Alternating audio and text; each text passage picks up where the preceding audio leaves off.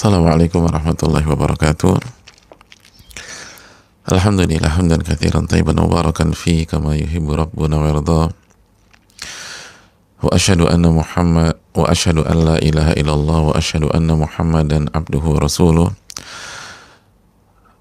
Wa usalli wa usallim ala nabiyyina Muhammad wa ala alihi wa sahbihi wa man sara ala nahjihi bi ihsanin ila yaumil wa ba'd. Saudaraku yang Allah muliakan, tidak ada kata yang layak untuk kita angkat pada kesempatan kali ini kecuali bersyukur kepada Allah. Kata puji dan puja kita kepada Rabbul Alamin atas segala nikmat dan karunia yang Allah berikan dan Allah limpahkan kepada kita. Sebagaimana salawat dan salam semoga senantiasa tercurahkan kepada junjungan kita Nabi kita Muhammadin alaihi salatu wassalam, kepada beliau dan seluruh keluarga, sahabat dan orang-orang yang istiqomah berjalan di bawah naungan sunnah beliau sampai hari kiamat kelak. Dan kita meminta kepada Allah Subhanahu wa taala agar Allah memberikan kita ilmu yang bermanfaat. Allahumma inna nas'aluka ilman nafi'a wa na'udzubika min ilmin la yanfa'. Dan kita berlindung kepada Allah dari ilmu yang tidak bermanfaat, ilmu yang hanya teori, ilmu yang hanya retorika, ilmu hanya menjadi pemanis bibir kita. Semoga Allah Subhanahu wa taala jaga kita dari hal itu semua. Dan jika kita terjatuh ke dalam khilaf, kita meminta kepada Allah Subhanahu wa taala agar Allah mengampuni segala khilaf kita dan menjaga keistiqomahan kita dalam berusaha berjalan di atas siratal mustaqim. Dan saudaraku yang Allah muliakan, kita meminta taufik dari Allah Subhanahu wa taala agar kita diberikan kemampuan untuk bisa bersyukur dan bersabar. Bersyukur atas segala nikmat yang Allah berikan kepada kita, walaupun di saat-saat yang tidak nyaman bagi banyak orang kali ini. Dan sebagaimana kita meminta taufik agar kita bisa bersabar, karena syukur dan sabar adalah dua senjata besar seorang muslim. Karena di kondisi yang sesulit apapun, di sana ada nikmat Allah Subhanahu wa taala yang harus dia syukuri jika dia ingin merubah ke arah yang lebih baik lagi. Dan dia harus hadapi dengan sabar agar Allah tidak murka kepada dia dan dia hanya mempersulit dirinya sendiri. Oleh karena itu, marilah kita bersyukur dan bersyukur, lalu berusaha bersabar dalam menghadapi hari-hari ini. Sebagaimana salawat dan salam semoga senantiasa kita curahkan kepada Nabi kita Sayyidina Muhammadin sallallahu alaihi wasallam beserta para keluarga, para sahabat dan orang-orang yang istiqomah berjalan di bawah naungan sunnah beliau sampai hari kiamat kelak. Saudaraku yang Allah muliakan, setelah kita berbicara tentang imam besar, seorang yang menjadi panutan yang sangat menginspirasi, Al-Imam Yahya bin Sharaf bin Murri bin Hasan bin Husain bin Muhammad, atau yang biasa dikenal dengan nama Al-Imam An-Nawawi rahimahullahu ta'ala. Tiba saatnya kita memulai kebersamaan kita dengan salah satu karya emas beliau, sebuah buku atau kitab yang diberi nama sesuai dengan maknanya, sesuai dengan kenyataannya, Riyadhus Shalihin, tamannya orang-orang soleh, tamannya orang-orang soleh. Dan banyak ulama menyatakan bahwa kenyataan buku ini seperti penamaannya atau seperti namanya. Buku ini benar-benar menjadi taman bagi orang-orang soleh.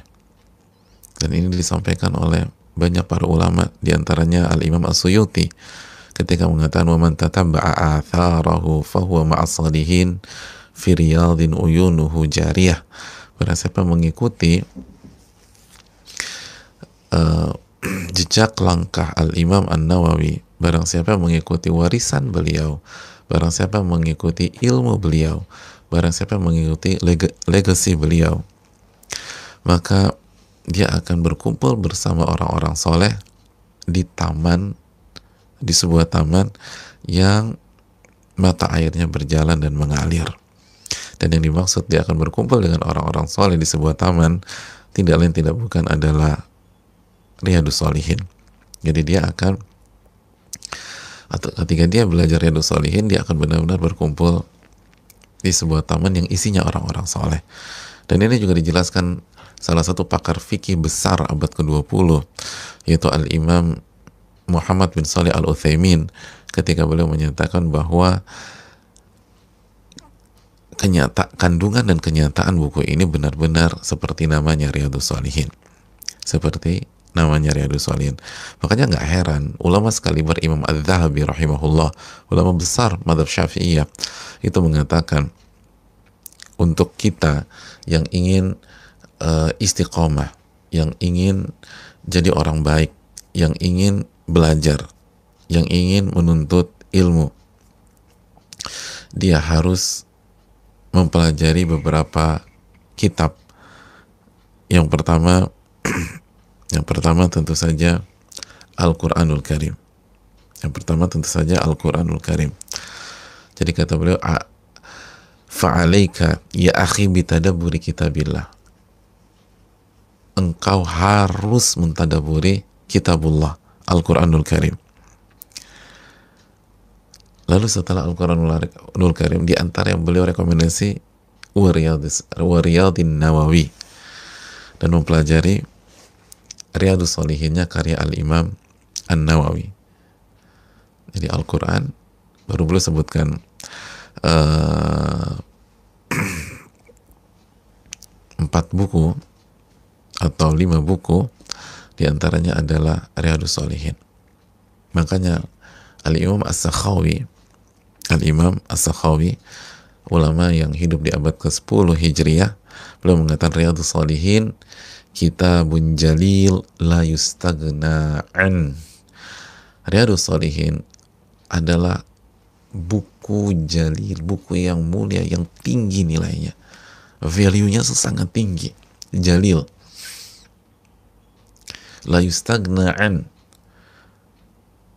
Ini buku dibutuhkan oleh setiap muslim.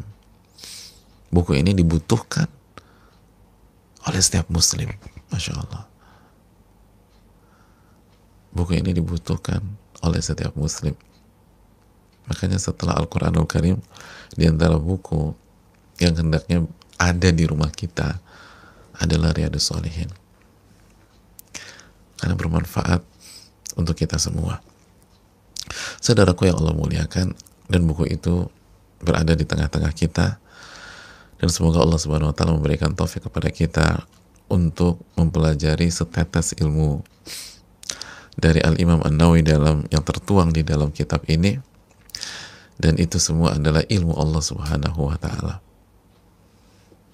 Itu semua adalah ilmu Allah Subhanahu wa Ta'ala yang sangat luas, dan kita hanya dapat sedikit aja.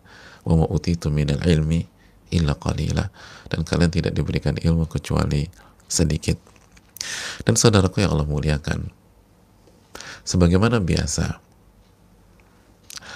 para ulama ketika menulis buku, maka mereka akan mulai dengan muqaddimah, mulai dengan kata pengantar, mulai dari kata pengantar.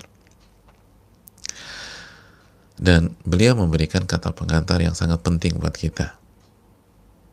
Dan para ulama menekankan pentingnya kita membaca kata pengantar atau muqaddimah. Dan penyakit banyak kita kalau beli buku dan membaca buku itu lupa membaca kata pengantar, langsung masuk ke poin pertama. Itu pun kalau dibaca. Seringkali kita beli buku nggak dibaca juga gitu. Ada orang punya buku dari tahun lalu, pas ngelihat masih diplastikin, Masya Allah gitu. Jadi jangankan dibaca, dibuka aja belum, diplastikin.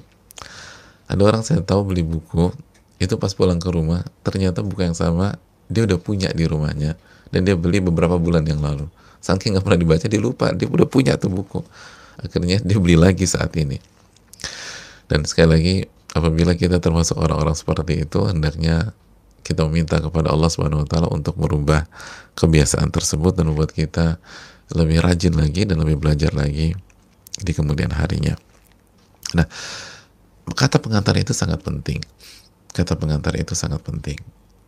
Maka marilah kita sejenak bersama kata pengantar Al-Imam An-Nawawi. Saudaraku yang Allah muliakan, beliau memulai kitab beliau dan kata pengantar beliau dengan 4 hal sebelum beliau menjelaskan kata pengantar. Jadi memulai buku sekaligus kata pengantar beliau dengan 4 hal. Lalu setelah 4 hal ini, beliau menjelaskan gambaran global dari Riyadhus Shalihin. Gambaran global dari Riyadhus Shalihin. Sekali lagi beliau memulai dengan 4 hal, lalu beliau masuk ke kata pengantar dan menjelaskan gambaran global dari kitab Riyadhus Shalihin. Apa 4 hal tersebut? Yang pertama, basmalah. Beliau memulai kitab Riyadhus Shalihin dan muqaddimah ini dengan Bismillahirrahmanirrahim. Lalu setelah Bismillahirrahmanirrahim, beliau memulai dengan hamdalah yang cukup panjang. Beliau puji Allah Subhanahu wa taala. Alhamdulillahil wahidil qahhar, al-azizil ghaffar, mukawwiril laili 'alan nahar, dan seterusnya. Yang intinya adalah memuji Allah Subhanahu wa taala. Memuji Allah Subhanahu wa taala. Setelah itu yang ketiga, beliau bersyahadatain, mengucapkan 2 kalimat syahadat. Wa asyhadu an la ilaha illallahul barrul karim ar-raufur rahim wa asyhadu anna Muhammadan abduhu wa rasuluh. Jadi beliau bersyahadat. Lalu yang kelima, yang keempat, beliau bersalawat dan mengucapkan salam kepada Rasulullah sallallahu alaihi wasallam. Beliau bersalawat dan mengucapkan salam kepada Rasulullah sallallahu alaihi wasallam. Salawatullahi wa salamuhu alaihi wa ala sairin nabiyyin wa ali kullin wa sairis salihin. Beliau bersalawat dan mengucap salam kepada Nabi sallallahu alaihi wasallam dan seluruh para nabi dan rasul dan keluarga mereka semua dan seluruh orang-orang soleh. Jadi itu yang menjadi awal dari kitab ini. Bagi yang sudah punya bukunya atau memiliki bukunya, bisa dilihat. Saya nggak baca dari awal sampai akhir, tapi saya menjelaskan ada 4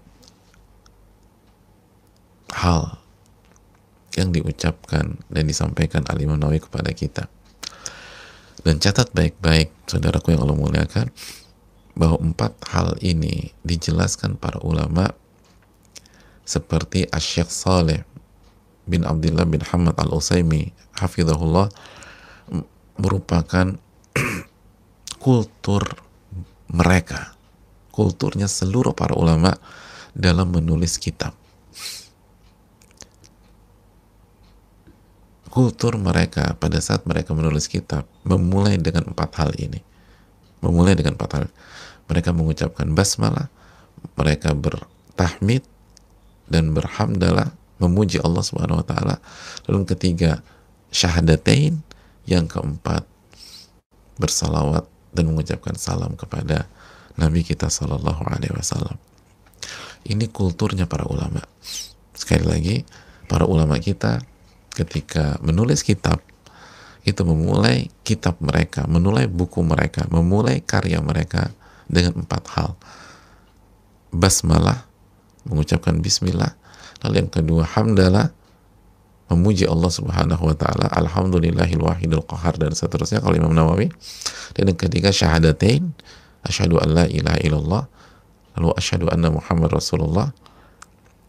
Yang berikutnya bersalawat dan salam kepada Nabi kita sallallahu alaihi wasallam. Ini sekali lagi kulturnya para ulama, budayanya para ulama, kebiasaannya para ulama, derap langkahnya para ulama, yang sangat baik untuk kita tiru, saudaraku. Yang sangat baik untuk kita tiru. Dan Syekh Shalih Al-Utsaimin mengatakan ijma seluruh ulama begini, ini sepakat dianjurkan memulai dengan 4 hal ini. Dan ini bukan hal biasa. para ulama kalau udah sepakat nggak mungkin iseng-iseng, nggak mungkin ngasal, nggak mungkin kebetulan sama nih kayak gua nih, nggak mungkin.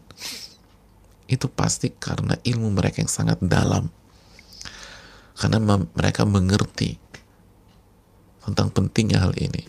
Dan sekaligus ini menunjukkan 4 hal ini pentingnya minta ampun dalam kehidupan kita.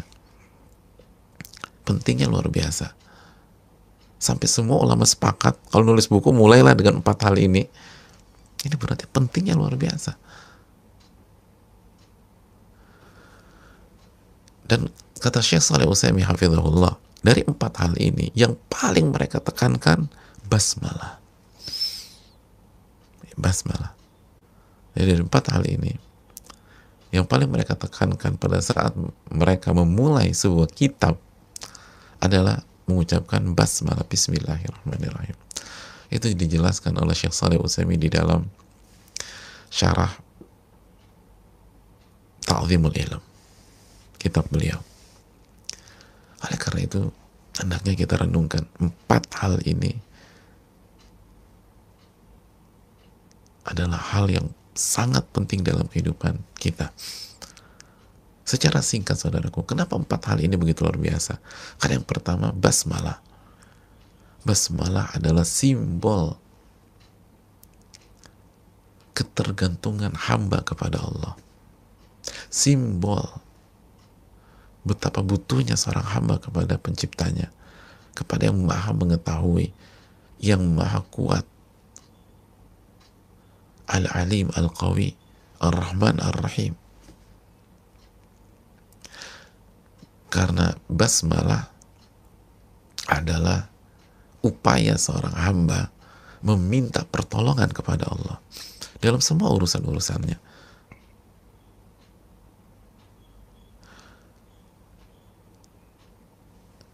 Ketika kita mengucapkan bismillah, maka artinya kita meminta pertolongan kepada Allah Subhanahu wa taala. Karena ulama menjelaskan makna ba kasrah ketika kita mengucapkan bismillah atau bismillahirrahmanirrahim. Itu artinya meminta pertolongan kepada Allah. Agar Allah tolong kita dan Allah berkahi kita.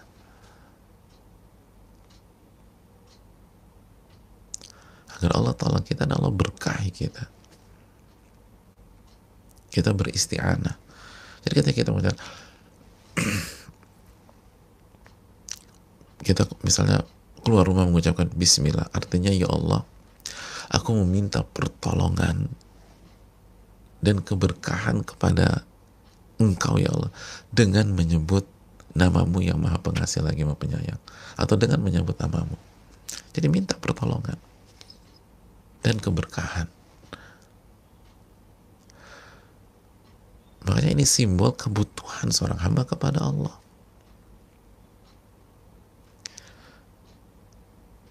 Dengan kita mengucapkan bismillah, artinya kita tuh kita lemah, kita bodoh, kita nggak kuat, kita ringkih, dan apa yang kita kerjakan akan berantakan kalau nggak ditolong sama Allah dan nggak diberkahi sama Allah Subhanahu Wa Taala. Karena sekali lagi ketika kita meminta atau kita mengucapkan bismillahirrahmanirrahim, kita meminta pertolongan dan keberkahan kepada Allah. Makanya Nabi SAW bersabda dalam hadis yang dihasankan oleh sebagian para ulama seperti Syekh Abdul Aziz bin Baz, kullu amrin dzibalin lam yubda bismillah fahuwa abtar. Barang siapa setiap aktivitas, setiap perkara yang positif dan tidak dimulai dengan bismillah, maka terputus dari keberkahan. Gak berkah, terputus dari keberkahan. Gak berkah itu. Setiap perkara yang positif dan tidak dimulai dengan bismillah, maka terputus dari keberkahan. Allah subhanallah. Dan lihat, Ketika Imam Nawawi memulai Riyadhus Shalihin dengan bismillah, kita sendiri lihat apa yang terjadi. Berkahnya luar biasa. Sampai hari ini. Sampai hari ini dikaji oleh umat. Dibahas oleh umat. Berkah. Membawa kebaikan bagi jutaan, bahkan mungkin miliaran orang. Kenapa? Karena beliau meminta pertolongan dan keberkahan kepada Allah. Bukan hanya dengan lisan, bukan hanya dengan goresan pena, tapi dari lubuk hati yang paling dalam. Dan itulah beliau, rahimahullahu ta'ala. Sebagaimana yang sudah kita jelaskan, beliau sangat menjaga hatinya. Beliau sangat muraqabah li amalil qulub, benar-benar mengawasi amalan-amalan hati beliau. Beliau selalu introspeksi diri. Dan beliau selalu menjaga hatinya agar selalu kembali kepada Allah Subhanahu wa ta'ala. Maka apa yang terjadi? Kitab ini berkah. Makanya saudaraku, yang ini bukti bahwa apa yang disampaikan oleh Nabi itu benar. Kalau ingin keberkahan, mulai dengan bismillah.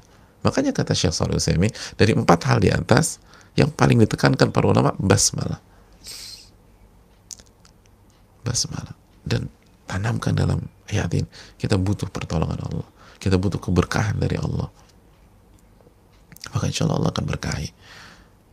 Lalu setelah basmalah, saudaraku, hamdalah, atau mengucapkan alhamdulillah. Dan alhamdulillah adalah simbol rasa syukur kita kepada Allah, simbol rasa syukur kita kepada Allah Subhanahu wa ta'ala. Dan kita tahu bersama surat Ibrahim ayat 7, la in syakartum la azidannakum.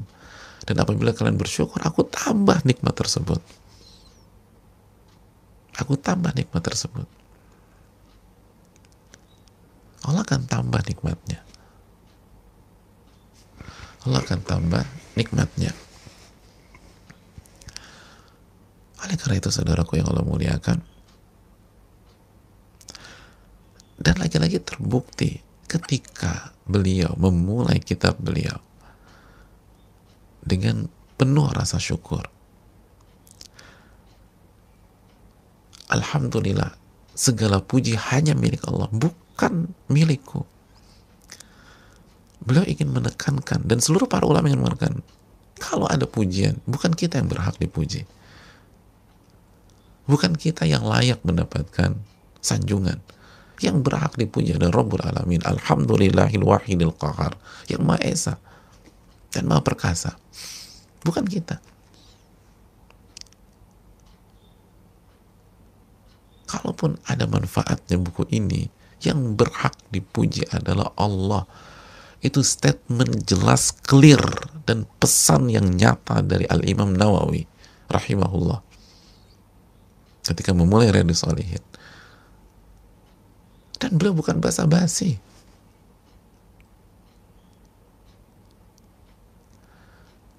Beda dengan kita. Ya kita nggak ngeliat orang. Seringkali kita mengucapkan alhamdulillah basa-basi. Tetap pengen dipuji, tetap pengen disanjung, tetap pengen diangkat, tetap pengen dihargai. Kecuali kalau memang tujuannya edukasi, misalnya orang tua ke anak. Ketika anaknya dikasih, orang tuanya bilang apa? Kalau dikasih, terima kasih bunda, terima kasih umi, terima kasih ayah. Ya, pokoknya kamu harus ingat ya, la yashkurullah man la yashkurun nas, tidak bersyukur kepada Allah orang yang tidak bersyukur kepada manusia. Itu dalam segi edukasi. Tapi secara umum, nggak ada yang berhak dipuji kecuali Rabbul Alamin. Dan sekali lagi, beliau nggak basa-basi. Ini buktinya kenapa buku ini diberkahi oleh Allah Subhanahu wa ta'ala. Karena ketika beliau membuat pesan nyata di awal, Alhamdulillahil Wahidil Qahar, Al-Azizul Ghaffar, Mukawwirul Laili 'alan Nahar, dan seterusnya, itu benar-benar beliau perjuangkan dalam kehidupan beliau. Buktinya kita sudah sebutkan, beliau nggak suka dikasih gelar Muhyiddin. La aj'alu fi hilin man laqabani Muhyiddin. Aku nggak halalkan orang yang memberikan aku gelar Muhyiddin. Beliau nggak suka. Bukankah itu gelar dan pujian yang sangat tinggi, Muhyiddin? penghidup agama. Itu pujian yang sangat luar biasa. Beliau nggak suka. Kenapa? Alhamdulillahil wahidil qahar. Yang berarti pujiannya Allah, bukan saya. Kenapa kita banyak banget mengucap Alhamdulillah?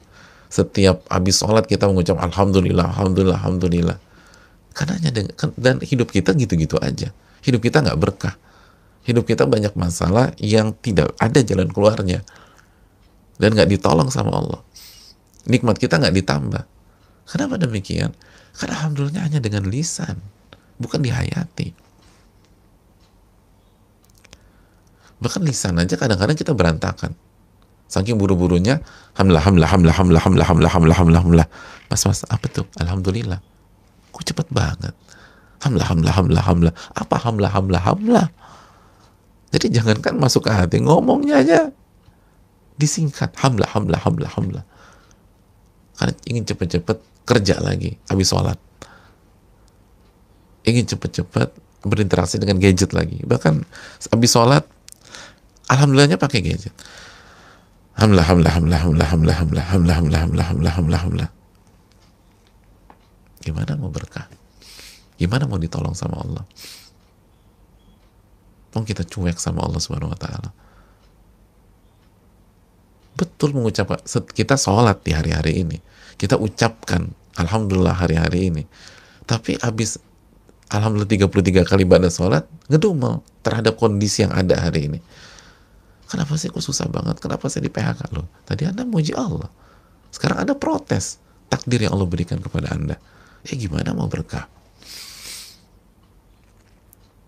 Berbeda dengan Al-Imam Nawawi.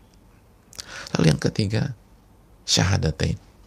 Asyhadu an la ilaha illallah al-barul karim.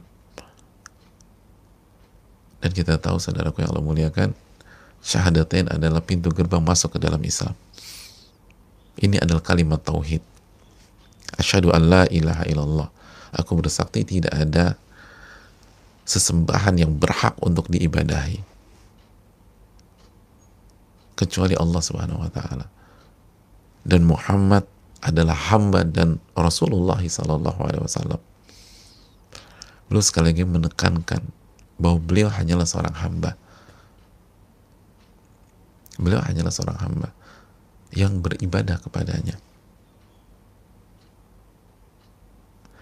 Dan tidak ada yang boleh diibadai kecuali Allah Subhanahu wa Ta'ala. Tidak ada yang boleh diibadai kecuali Allah. Nggak boleh kita palingkan ibadah kepada selain Allah. Hanya Allah yang berhak diibadahi. Dan kita hanyalah seorang hamba yang beribadah.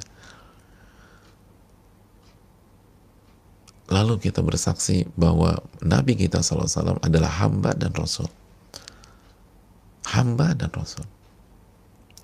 Beliau adalah hamba yang beribadah, dan di waktu yang sama beliau adalah utusan Allah Subhanahu wa Ta'ala. Beliau menjelaskan kepada kita bahwa kita sebagai umat tidak boleh melupakan jasa Nabi kita SAW. Sebagaimana di waktu yang sama kita tidak boleh berlebih-lebihan terhadap beliau, sehingga mensejajarkan beliau dengan Allah Subhanahu wa Ta'ala. Harus beradab, harus memuliakan Nabi kita sebagai manusia yang paling berjasa kepada kita. Tapi di waktu yang sama, Nabi kita tetaplah seorang hamba, sama seperti kita yang beribadah kepada Allah Subhanahu wa Ta'ala.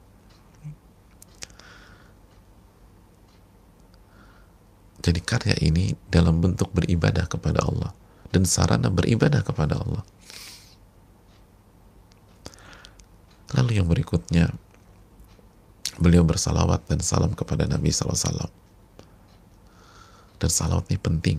Nabi SAW mengatakan, man shalla alaihi salatan sallallahu alaihi biha asyara. Barang siapa yang bersalawat kepadaku 1 kali aja, niscaya Allah akan bersalawat kepada dirinya 10 kali. Jadi ini adab. Dan kita akan banyak bertemu dengan Nabi SAW secara hadis dan sunnah dalam buku ini. Maka setiap nama Rasulullah SAW menyapa telinga kita, bersalawatlah kepada Nabi SAW. Kalau nggak, kita akan divonis orang pelit. Orang pelit. Kata Nabi kita SAW, al-bakhil man idza dzukira rasmi wa lam yusalli alayya. Orang yang pelit itu, kalau namaku disebut, dia nggak bersalawat kepada diriku. Dia nggak bersalawat kepada diriku. Oleh karena itu, saudaraku yang Allah muliakan, bersalawatlah. Kalau salawat aja kita nggak mau, ya apalagi kita menjalankan sunnah beliau yang lain, apalagi memperjuangkan sunnah beliau Sallallahu Alaihi Wasallam. Dan jangan sampai kita jadi orang-orang yang pelit. Nah, setelah 4 hal itu disampaikan oleh Al-Imam An-Nawawi rahimahullah, baru beliau menjelaskan gambaran global dari kitab Riyadhus Shalihin.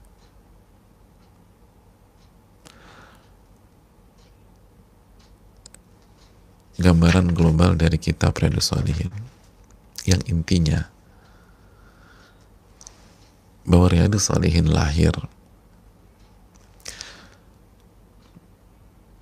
karena tujuan Allah menciptakan kita untuk beribadah kepadanya, untuk menghamba kepadanya.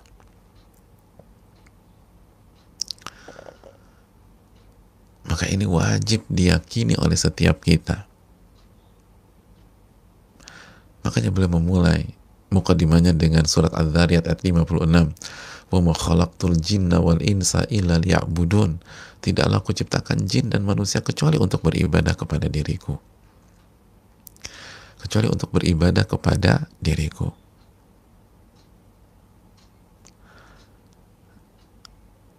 Ma uridu minhum min rizkin wa ma uridu an yut'imun.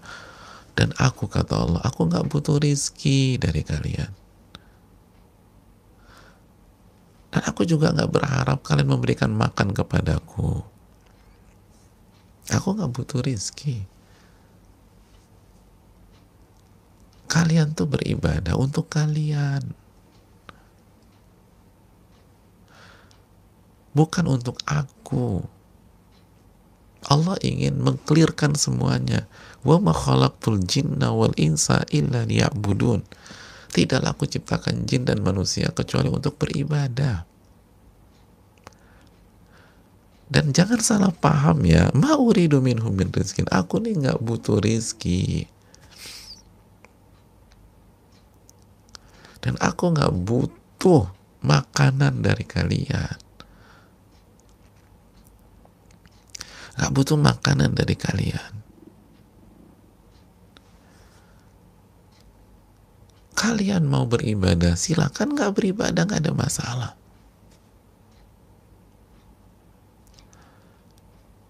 Berbeda dengan banyak pihak, berbeda dengan makhluk.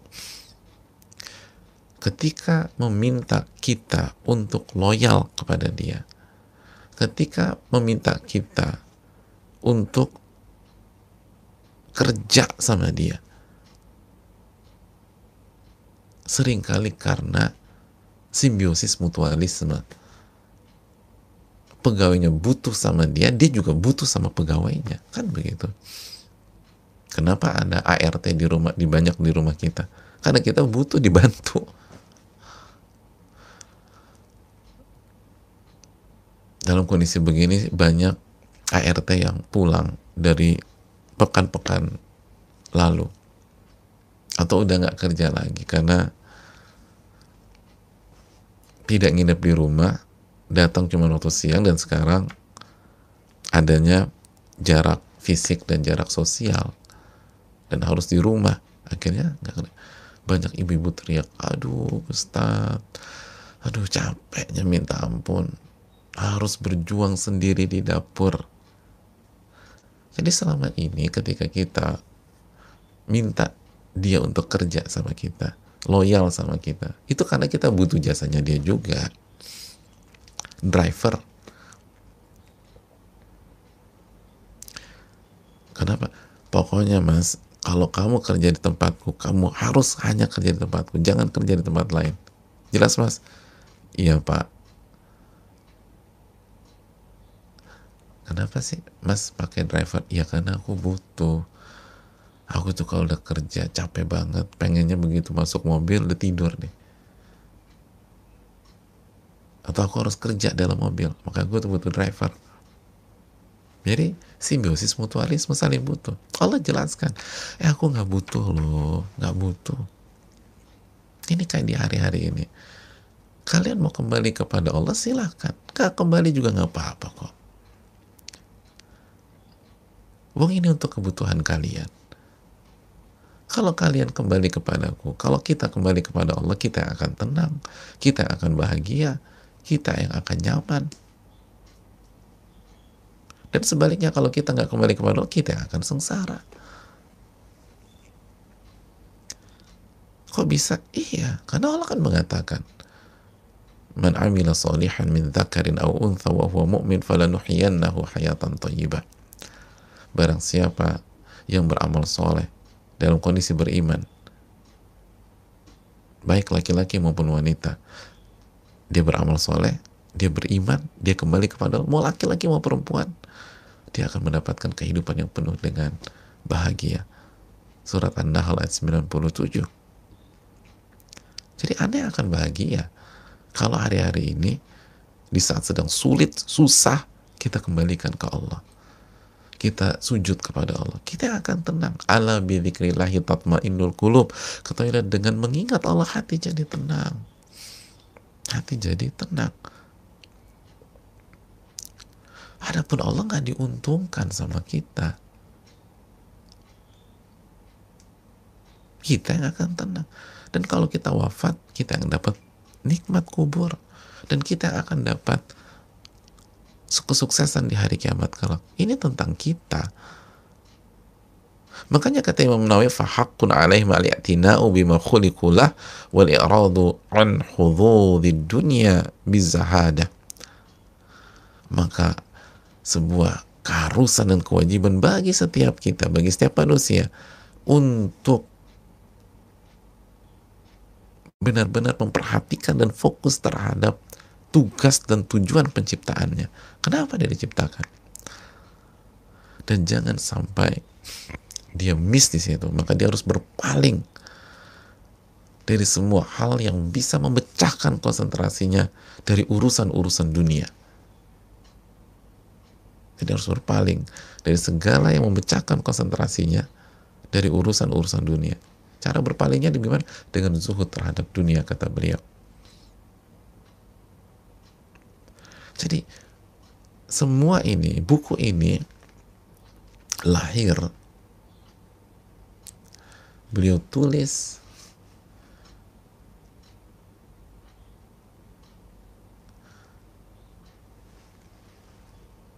karena sebuah hal yang sangat prinsipal. Karena tugas kita beribadah.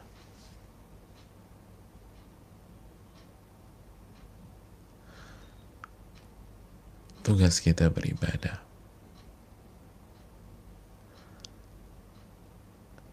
Jadi lihat beda ya. Banyak orang tuh nulis, kenapa Anda terus? Biar terkenal. Mas, kenapa nulis buku? Aku udah pelajari animo masyarakat terhadap buku ini lagi bagus. Biar banyak uang. Mas, kenapa tulis buku? Lumayan, nambah pemasukan. Imam Nawawi enggak. Kenapa nulis buku? Karena tugas kita beribadah.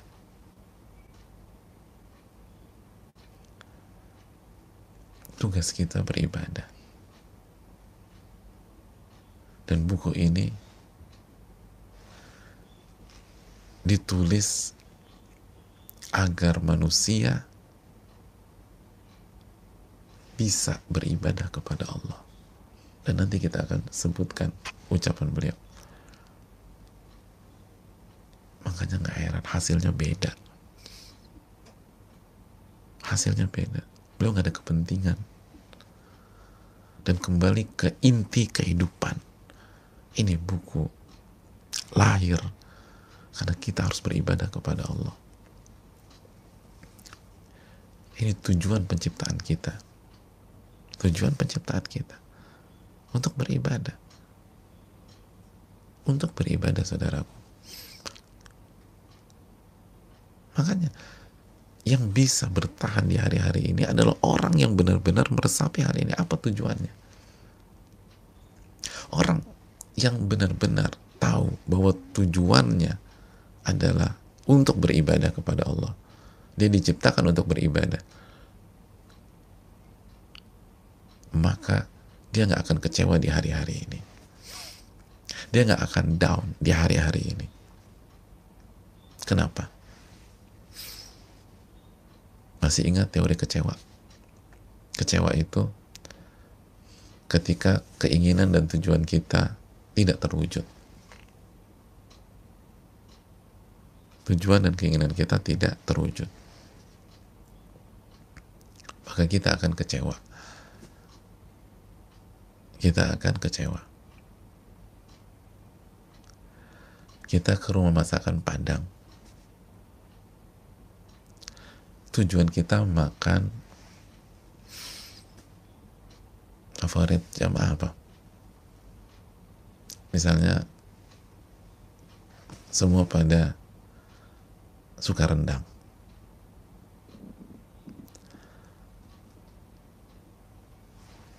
Atau ayam goreng. Atau tunjang. Jadi kita ke rumah masakan Padang itu ngincernya ayam goreng sama tunjang.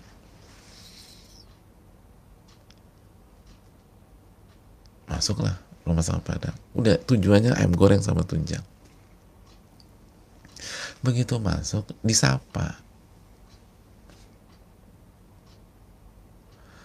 dengan santun dan mohon maaf Bapak dan Ibu, rendang kami baru saja habis. Rendang kami baru saja habis. Ya biasa Bapak dan Ibu, rendang itu yang paling favorit di sini. Kira-kira begitu kita masuk ke rumah masakan Padang dan disampaikan informasi rendang itu habis, kita sedih apa enggak? Kita kecewa apa enggak? Enggak kan? Bahkan kita tatap-tatapan mungkin sama keluarga kita. Kenapa ini orang? Kata waitersnya, oh nggak sedih ya? Saya mau tanya, ayam goreng ada? Ayam goreng banyak. Tunjang? Oh banyak. Kita tuh nggak nyari rendang di sini. Kita mau cari ayam goreng sama tunjang. Mau rendang habis kek? Mau rendang hilang dari peredaran hari ini kek? Mau rendang bertumpuk kek? Saya pengen ayam goreng sama tunjang. Selesai perkara. Oh, saya pikir sedih. Enggak. Kenapa kita nggak sedih? Padahal padahal rendang habis. Padahal rendang adalah atau rendang tuh restoran itu rendang paling enak sedunia misalnya udah. Tapi kenapa kita nggak sedih ketika kita kehilangan rendang hari itu? Kehilangan kesempatan makan rendang terenak di dunia. Jawabannya karena bukan rendang yang menjadi tujuan kita pergi ke restoran Padang itu. Tujuan kita ayam goreng dan tunjang.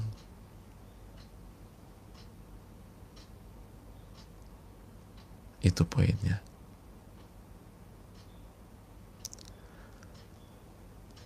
Maka kita nggak akan galau.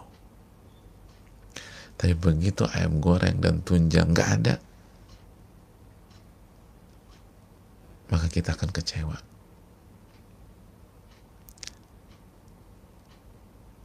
Contoh misalnya kita masuk, kata waitersnya, aduh mohon maaf, ayam goreng sama tunjangnya lagi kosong. Tapi nggak usah khawatir, tunjangnya masih ada.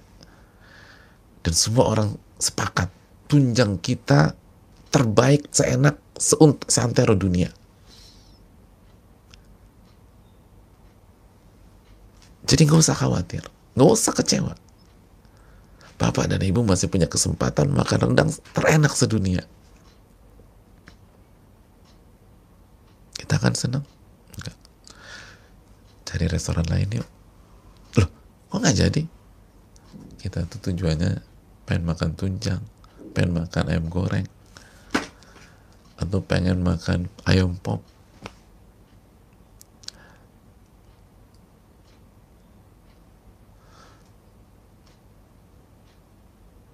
seterusnya. Dan sini nggak ada. Kita kecewa nih, saudaraku yang Allah muliakan. Maka siap-siap kecewa kalau kita nggak tahu tujuan kita diciptakan oleh Allah, dan siap-siap kecewa saat tujuan itu tidak kita wujudkan. Dan orang yang tahu tujuannya itu ibadah, maka kondisi hari ini tidak akan membuat dia down dan kecewa. Kenapa? Sederhana aja.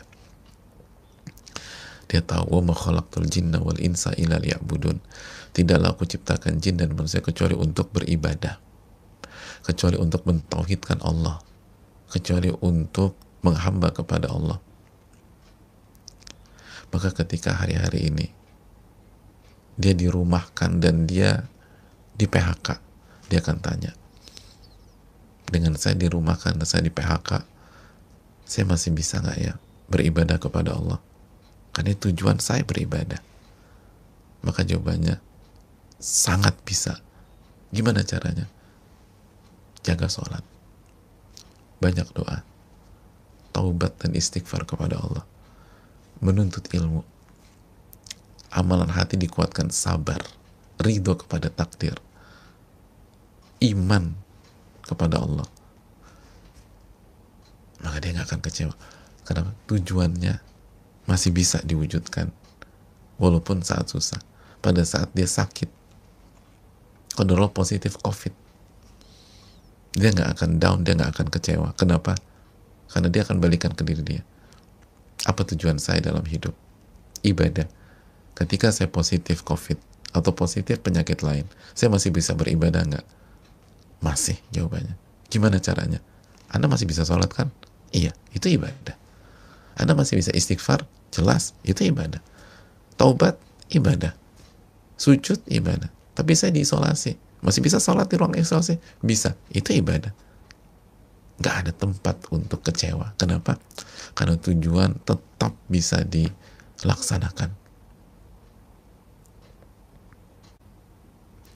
Gak ada beras, gak ada makanan, gak down atau kecewa. Kenapa demikian?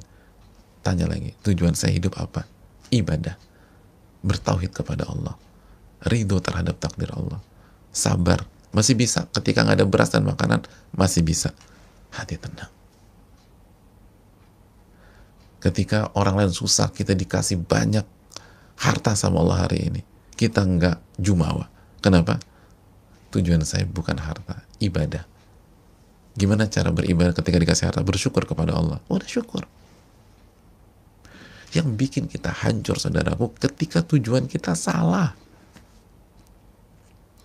Ketika tujuan kita salah, kenalah hari-hari ini, oh hancur. Ketika tujuan kita uang misalnya, lalu kita di PHK, berantakan kita. Ketika tujuan hidup kita dalam hati kita adalah sehat, harus sehat, lalu kita dikasih sakit, hancur kita akan kecewa. Seperti kita yang ngincar rendang, tapi rendangnya nggak ada. Kita ngincar uang dalam hidup, tiba-tiba uang nggak ada.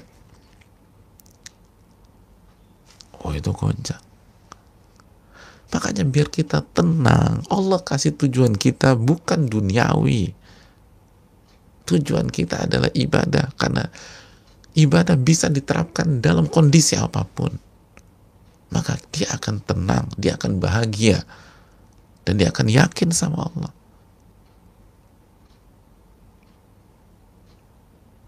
Dan Allah akan tolong dia. Dan karena itulah kitab ini dilahirkan dan ditulis. Semoga bermanfaat. Dan insya Allah kita akan lanjutkan di hari esok, jika Allah izinkan dan jika Allah tolong kita. Sekali lagi, kitab ini diawali dengan meminta pertolongan kepada Allah, basmalah, lalu memuji, bersyukur kepada Allah, hamdalah, lalu bersyahadatain, asyhadu an la ilaha illallah, bahwa menjelaskan tidak ada zat yang berhak diibadahi, tidak ada sesembahan yang berhak untuk diibadahi kecuali Allah, dan Muhammad adalah hamba Allah dan Rasulullah, maka beliaulah yang harus kita ikuti. Lalu bersalawat dan salam kepada Nabi kita Sallallahu Alaihi Wasallam. Lalu beliau mengingatkan bahwa awal dari ini semua, lahirnya Riyadhus Shalihin, itu karena tujuan hidup kita hanyalah beribadah kepada Allah Subhanahu wa Ta'ala, dan kitab ini sebagai sarana untuk beribadah kepada Allah Subhanahu wa Ta'ala, bukan ajang mendapatkan panggung dunia, bukan ajang untuk mendapatkan uang dan harta, bukan ajang untuk populer dan dikenal orang. Dan itulah membuat buku ini begitu berkah sampai hari ini. Ini bisa disampaikan, semoga bermanfaat. Wassalamualaikum warahmatullahi wabarakatuh. Subhanakallahumma wa bihamdika, asyhadu an la ilaha illa anta, astaghfiruka wa atubu ilaik. Assalamualaikum warahmatullahi wabarakatuh.